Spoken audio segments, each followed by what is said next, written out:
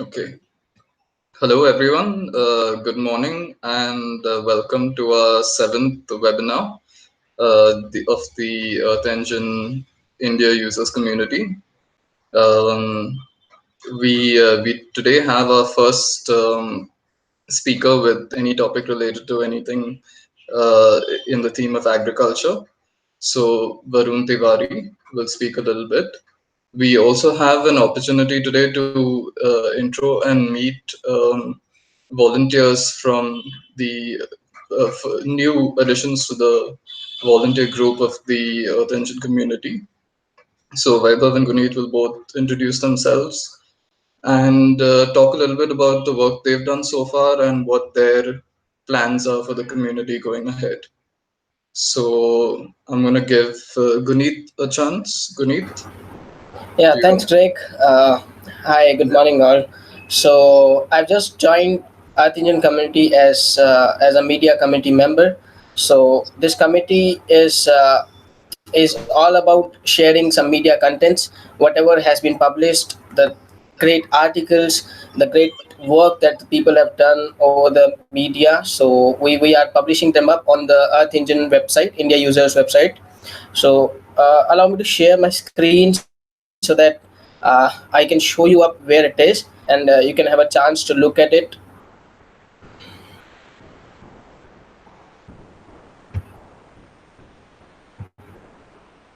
Yeah, so I hope this is visible. So this is our Earth India community website, wherein we have a new section which is media. So this will contain all the media related outcomes, all the media related work that you have done on this page. As you can see here, there are two articles which are already been here. So both of them were published in very known challenge, which is Indian Express and the New Indian Express. So I wish you all will come here and see. Also, I would request you all to provide your contribution. Uh, Provide your contribution as of whatever you see or whatever you see on the media, or whatever things you have done. You just come up and post it on the Google groups that we have, so that I can put it up on this Earth Engine users website. So it is a knowledge sharing session wherein you will be sharing your work with us, and it will be published on the Earth Engine India users website. Yeah, over to you, Greg. Yeah. Thank you for that, Guneet. Yeah, as Guneet mentioned, definitely the goal of this page is generally to make our work in Earth Engine more known among communities, especially the journalist community, the media community that wouldn't otherwise know too much about Earth Engine, and with the goal of remote sensing for impact. The the broader the community it is that knows about Earth Engine, the better. So that's part of the reason why we started with a page like that. So later on in this webinar, we'll also hear from Vaibhav, who will talk a little bit about the code curation, the role of code curation, and what he's been doing so far. Um, we'll now go ahead with Varun and have him speak a little bit about the work that he's been doing in operational wheat mapping. Thanks, Rick. Yeah. Good morning, all, and it's pleasure to be here. I am Varun Tiwari, and I'm working as a remote sensing and geoinformation analyst at IC Mode. And it's been 3 years since I'm using Google Earth Engine. And today I'm going to present my work on operational wheat zone area mapping for Afghanistan using harnessing the power of Google Earth Engine and cloud, Sentinel data. Uh, So the most elite thing about this project is the use of Google Earth Engine, and it's the state-of-the-art project that we did along with NASA and USAID for Afghanistan. To start with, let me introduce like Afghanistan. It's a landlocked country between Pakistan, Turkmenistan, and Iran. So basically, it's an wheat deficit country, and they have to import the wheat from their neighboring countries. So they actually depends on the neighboring country for their import. And if you see the graph like here, in past few decades, the production of the wheat has been declined in Afghanistan, with Varun, subsequent. Yeah, if you're sharing screen, you can do that if so that users can see the graphs. We have also shared the link to the docs to the slides in the YouTube live chat. So any of you all can follow along with what's going on through that. yeah. I think now it's visible, right? Just to Not be. yet, not yet.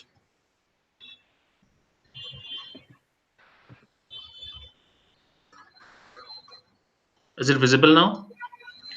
Are you using the screen share button top left of your screen? Yeah. You there's another screen that pops up saying that you have to. 1 second. Yeah. Now it is visible, I Yeah, guess. you got it now. Yeah, go Okay. ahead. Yeah.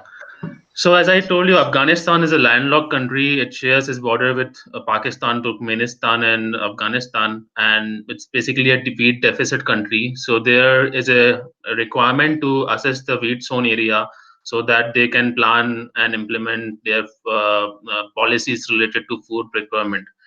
If you see the graph on my right hand side, the production of the wheat in Afghanistan has declined in past few decades, which subsequently increase in the imports and the price. This is from FAO report published in 2016, which says there's a significant increase in the import of the wheat from neighboring country. Therefore, there is a strong need of assessing the wheat area so that they can plan how much to import and export and other food related policies.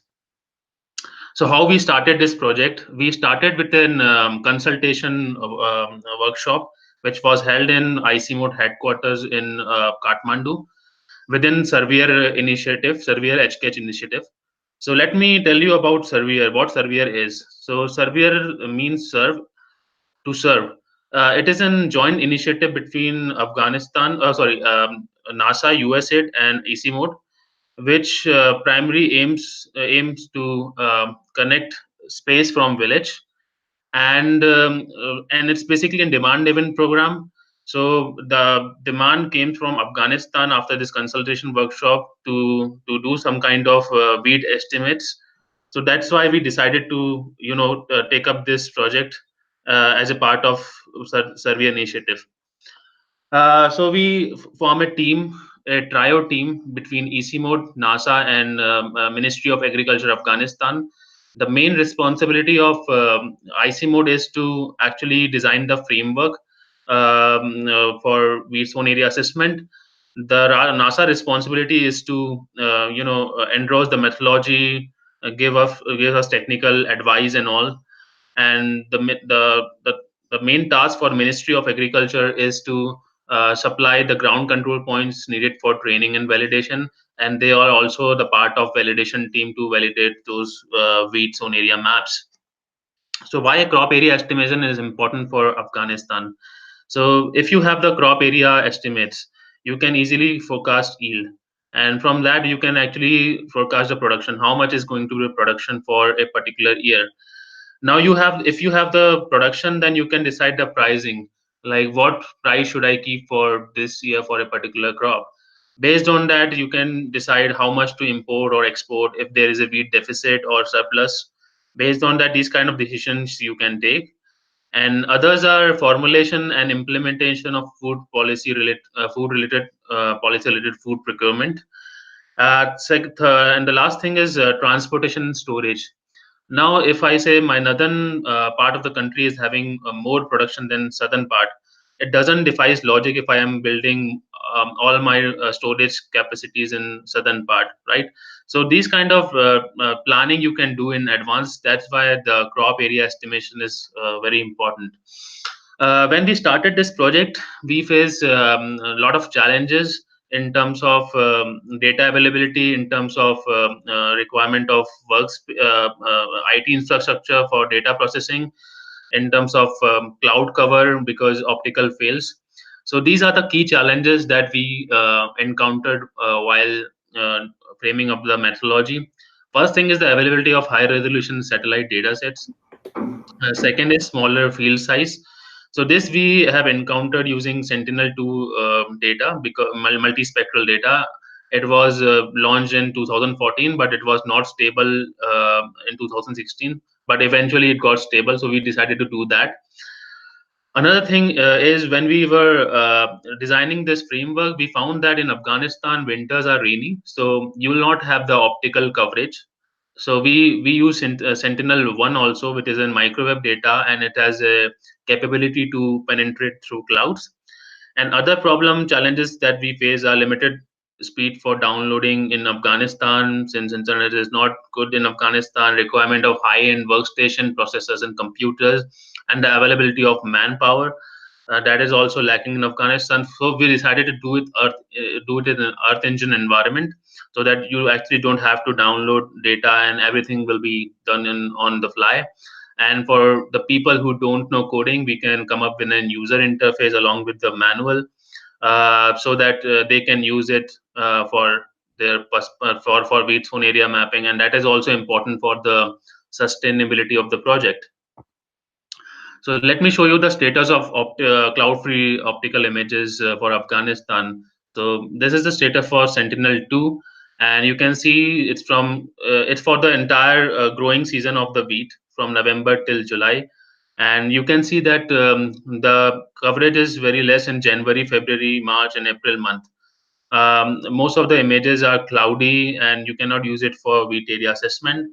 On the other side, like SAR has got the capability to penetrate through clouds, where you have coverage for the most cloudy months, the full coverage for the whole cloudy months. So you can, yeah, complement radar where your optical data is not available. The data sets that we have used for this study is Sentinel-2 and Sentinel-1. Along with that, we have used crop calendar from Food and Agriculture organizations, and then we have also used agriculture math from land cover, because to make sure we are detecting different crops from agriculture area only. And last but the most important is field data, basically the ground locations from different crops that is required in our approach. And in some areas, because the security situation is not good in Afghanistan, it is very difficult to go on field and collect the data. From the provinces where we have worse security situation, we have ordered high resolution digital globe image and PLDAS image for identifying the crop and generating the ground control points for training and validation. This is the methodology that we have used. I'm not going into the technical details. Just want to give you an overview, an idea about how we have framed the methodology. First thing is the data preparation stage, where we have collected the data from the ground from different crops, and then we also have collected some data from high resolution satellite image from different crops. Then we did some quality check based on phenological assessment, and we come up with a two data set. One is used for training, and the other one for validation. Then in the second stage, we use Sentinel-2 optical data and we did some kind of time series analysis for finding out the phenological pattern for different crops, specifically wheat. And based on that, we decided to have seasonal threshold value for 3 seasons: sowing, peak, and harvest. And then after that, we find out that some of the crops have same phenological pattern, and those are classified as wheat in the previous marks. So we decided to, in the third stage, decided to do the analysis based on SAR data. So we use machine learning algorithm like random forest and the ground control points to classify time series data. And in the last stage, we did some validation, on whatever maps we generated, and the area estimation. So for doing that, we need to analyze the phenological pattern. So you can see on the first graph there, these are the phenological profile for different crops in Afghanistan: wheat, vegetable, opium, poppy, tree, vineyards, and barley. And you can see there's a high overlap between poppy, barley, and wheat, which can be overclassified in some cases. On the second graph, you can see the how the phenological pattern of wheat varies across the Afghanistan in different agroecological zone. So you can see there is a phenological shift, specifically in the northern areas, the colder regions. We have late sowing and late harvest, whereas in the central part, which is like warm, we have early sowing and early harvest. And and in the second part, you can see the phenological response from SAR data, that is backscatter versus time. And you can see the things which are not separable in using or by using optical data, which can be separated by SAR data. So you can see the phenological pattern of wheat and poppy, and they have different backscattered response across the time. These are the results and discussion results from different province, mainly for irrigated and rain-fed field from some of the districts from Afghanistan. And we also did the comparative analysis of using a particular data set at particular time. Like we use four combinations. One is optical at mid season, optical plus SAR at mid season. Then if you estimate the wheat at end of the season after harvest using optical, or by using both the combination optical and SAR. And you can see that the best accuracy can be achieved at the end of the season, that is 93.98% for Afghanistan, for Kabul. Whereas the decent kind of, if you use both optical and SAR, and a decent kind of accuracy can be achieved if you use at the mid season, if you use optical and SAR both, which is like 86% with 17,466 hectare of wheat. We to test the robustness and the aptness of the algorithm. We also did it for 2 years, for 2017 and 18, and we found that agriculture, I mean wheat area status are more or less same, which have a very little deviation. That also shows that the aptness of the algorithm, or the robustness of the algorithm, or the consistency of the algorithm. There's the status of the wheat of all the different provinces. The overall accuracy we got is 83.8% and 89% for irrigated and rain-fed wheat respectively. And here it shows the kappa stats and other accuracy assessment parameters used for assessing the accuracy, users and producers accuracy, etc. Uh, Now, in what we face is like in government, people don't like coding stuff because they are not programmers. So they need some kind of user interface so that they can run their system by their own. It doesn't require any coding skills. So we come up with four modules, which soon we are going to make it public also. Which for I'm using these four modules, you can actually map the wheat area in Afghanistan, or it is actually generalized. You can also use it for India or any other part of the country. This is an application that we created for Afghanistan. It's based on Google Earth Engine and Python framework. Um, so this is actually the application where you can have the statistics from irrigated wheat and rain-fed wheat. You can also have the flexibility to select any of the province. Say if I'll select Kabul, then you can have, like in Kabul we have 13,000 hectares of wheat, and we don't have any rain-fed wheat. You can export the results in different format also. And one more thing is, if you click on this link, um, you can have the information about the metadata, and that is there for this data sets. You can go through it. It gives you information about what kind of approach we use for validation, what methodology that was used for this project.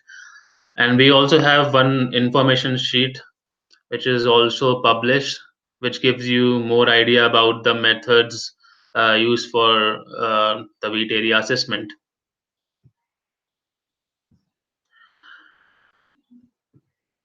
Um,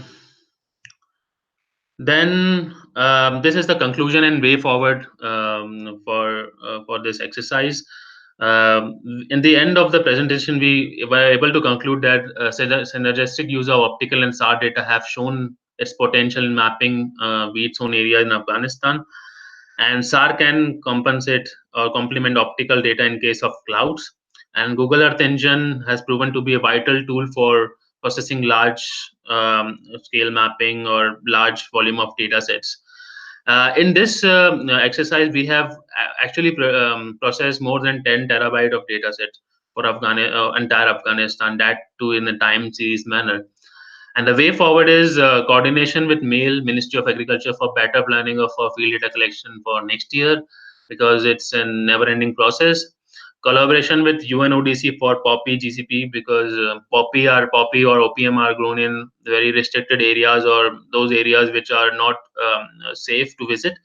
But UNODC has some mechanism to collect the data, so we are in collaborating with them to get those GCP, so that we don't have any overlap between poppy and wheat.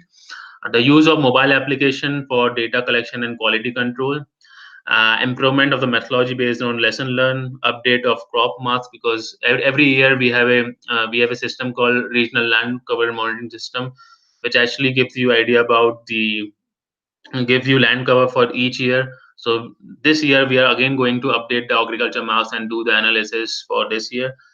And then the capacity building is very important, because if you don't build their capacity, then the sustainability will not be there.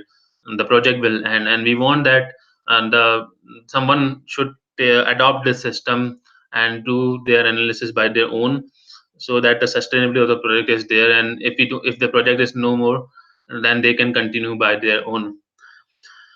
This is from my side. Thank you very much. Over to you, Craig. Yeah. Thanks a lot, Varun. That was an extremely well presented and very detailed presentation. I can get a sense of the amount of work that went into it, into the project. So we'll now have Vaibhav, who is in the position of a code curator with the Earth Engine community here. He'll introduce himself and talk a little bit about what work he's put in so far. And yeah, over to you, Vaibhav. Yeah. Hi everyone. Good afternoon. So I recently joined the Earth Engine community, and I'm working for the code curator position. So currently we have set up this GitHub repository for Earth Engine community. So if you are already a member of GitHub, you can join this organization. So the idea is to better organize this all the open source code and all the work, and help the other community member, so that they can learn from the examples, tutorials, or theme based examples. So we have these different theme repositories: SAR, hydrology, forest and ecology, and then tips for earth engine. So we are currently populating these repository, and we encourage the community members to uh, I mean, send their codes to. So there are two ways for doing this. So either you can use the email us at code at the rate Google, Earth Engine Community.in, the same website domain. And the other option is, if you are already on GitHub, then you can just join the community and share your repository. And in future, we are also planning to add some tutorials, all which are already available in the on the web, and that's it. So after that, after all the arrangement of these examples, we are also planning to add some README files where you can see the pre and post images for these codes, so that when you download or copy the code, then you know what you are getting into. And along with that, if those codes are part of some research paper, then we can also add the DOI or the link to that particular research paper. So this is the vision for the code related to Earth Engine Google India community. So over to you, Craig. Yeah, thanks for that, Vaibhav. Yeah, we do invite community members to come join in, contribute, and also learn from these examples. We do have other volunteers also who are not here this time, Soumya and Shubham, but we'll probably get them in on future webinars. We'd also invite you now to if you have any questions for Varun based on his presentation that he just did and the one that he's going to do, feel free to post your questions in on the chat window, and we'll get to each of those questions after the session ends. But now we're going to go ahead with Varun. Varun, you can talk a little bit about phenological characteristics.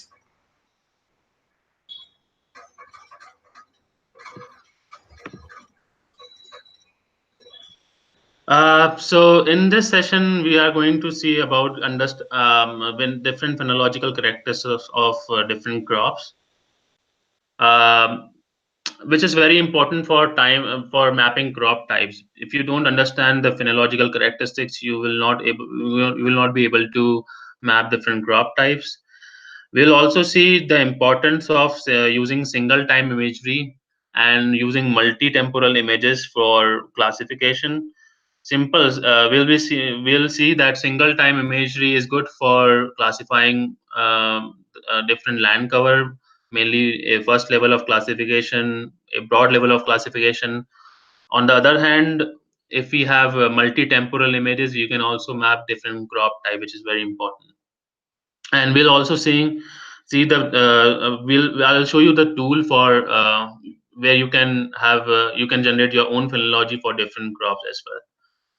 So just to start with, phenology is the study of periodic plant and animal life cycle events and how these are influenced by seasonal and intra-annual variation in climate, as well as the habitat factors such as elevation. So on the left, you can see the crop calendar for different crops. And crop calendar is a thing which gives you an idea about the sowing time, the growing time, and the harvest time of a particular crop. And phenology is basically, in terms of crop, the phenology is basically a time series NDVI starting from sowing till harvesting, which gives you an idea about its phenological characteristics. So you can see, like, for this crop here, we have in May we have sowing time, then it achieves its peak season at somewhere in August or September, and then November this is also harvest. This is harvested. So if you see the crop calendar, this can possibly be rice or millet because these have same kind of sowing and harvest time. So this kind of thing you can actually see. Yeah. Then this is like temporal cropping pattern and defining decision rule. If you know because each crop have different phenology, different sowing and harvest times. If you can figure out what is the sowing and harvest time of a particular crop, or what is the length of a crop, you can easily define a decision rule to separate those crops, which is very essential if you want to do crop type mapping. So you can see that here, like in mustard, spring mustard, the crop length is shorter, but in case of wheat, figure B, the length is larger. So you can easily, decide the threshold to separate these kind of crops. Now the question is, why multi-temporal classification is important for crop time mapping? Because single time image is not capable of capturing the unique response of an individual crop. Here, what I try to say is I use single time image, and I've generated the spectral response from different bands from Sentinel for different crops. And you can see the responses are quite similar for wheat, mustard, and vegetable. So you cannot have a sufficient separability if you use single time response. On the other hand, I tried time series NDVI for mustard and wheat, and you can see that there is a difference in the phenological cycle. That this kind of characteristics can be used for separating these kind of crops. Let us do some kind of hands-on on time series analysis of NDVI. So this is the code link where you can also click, and I'll show you how it works. So basically, uh, yeah. So this is the tool for it, and it gives you information about two things. One is the phenological characteristics, and you can also develop crop calendar based on this analysis, and also what is the cropping pattern for throughout the year. Now, if I go to a certain location, because I know the location right now, these are the agriculture fields. So if you click on any of the agriculture field, say this, so it will give you information about the latitude and longitude of that field, and it will generate the time series response for the entire year. So now from here you can easily identify what is my cropping pattern for this year, and how many crops are there in a particular year, and what is the peak season of the crop. Suppose like this crop is having somewhere sowing in April, and then it attains the peak season in September, and again it's harvested. On the other side, if we click some other crops, like from some other areas, like, okay, let me do that, then I'll explain. From different crops, I think it will take some time, but not that much. Yeah. So now the time series graph has been generated, and here also you can find that the phenological pattern for this field is different. So the cropping pattern is different.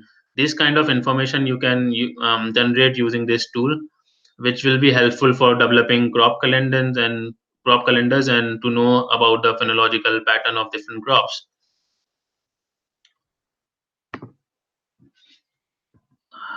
Now let us try an example for classifying different crops using single time imagery, using Sentinel 2, and then we'll see how to classify using multi-temporal images if you want to do crop type mapping. And one more thing is that we'll see the difference in the accuracy in terms of like if you use single time image and the multi-temporal images. So this is the code, and the link is given here. So if I use single time imagery and if I click on run button, let's see the accuracy that we'll be getting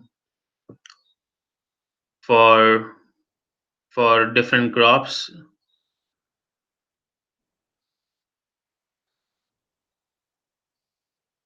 I guess it will take some time.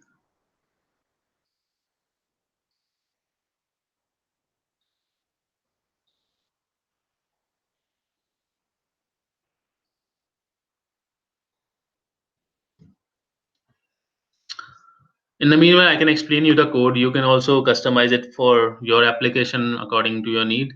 So here merge is basically the collection of merge GPS. So if you have the GPS from your study area, you can actually upload it as a fusion table or as a assets in as a shapefile in your assets, and use specific unique class for each crop. Say one for rice, two for wheat, and so on. And you also need a agriculture mask, so that you can take from land cover, and you need to define it here for agriculture mask. And then we are calling Sentinel 2 data here, and then we applied some kind of cloud masking using QA60 band, which comes with the Sentinel data. And then we are creating monthly composite for reducing clouds. So I'm using threshold as like 20%, and using median composite to get rid of clouds, to get rid of outliers. And I'm creating it for different seasons. I mean, for the entire year. And then we are splitting our data sets into two parts, that is training and validation. So I'm using my 70% of the GPS used for training on the model, and 30% is used for validation of the model. And using random forest classifier, and I have used all the bands like B1 to B12 for classification, and this is for getting the accuracy. You can see that if we run run it, you will get only 0.47 47% of accuracy, which is very less in terms of crop type mapping. But on the other hand, now let us see for in the case of multi-temporal images. Let me open the code for you.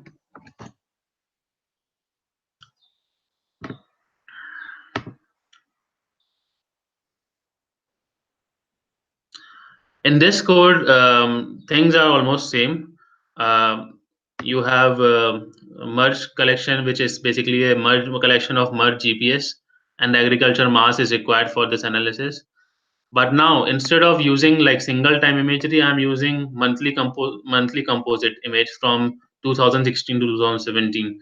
This is from May 2016, and so again I'm calculating NDVI for that particular month. And similarly, we have for like May, then August, because in June we don't have data, then October, and whatever months where we have data with less than 20% cloud coverage, I have calculated NDVI. And and then finally merge all the NDVI bands into a single collection, and then classifying the data um, using the ground control points. And in this case also I'm using same 70-30%, 70 for training and 30 for validation. And here you can see the improvement in the result. The accuracy reaches like 65%. This is because of the unique phenological characteristics that can be captured using time series NDVI, which was not captured in the by using single time imagery. So you can also try out if you have the ground control point and the agriculture mass from your study area, and let me know like what kind of results you get. This is the basic principle how you do crop type mapping for any area.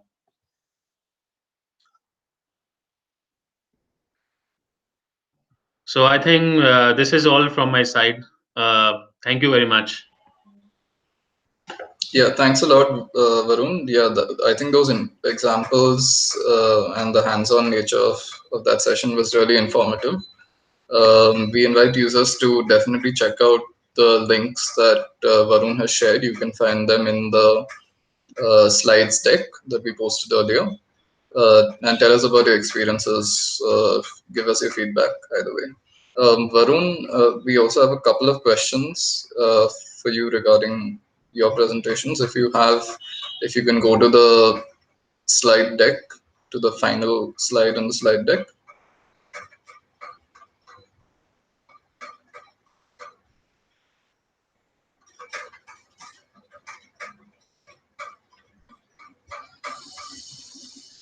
Varun?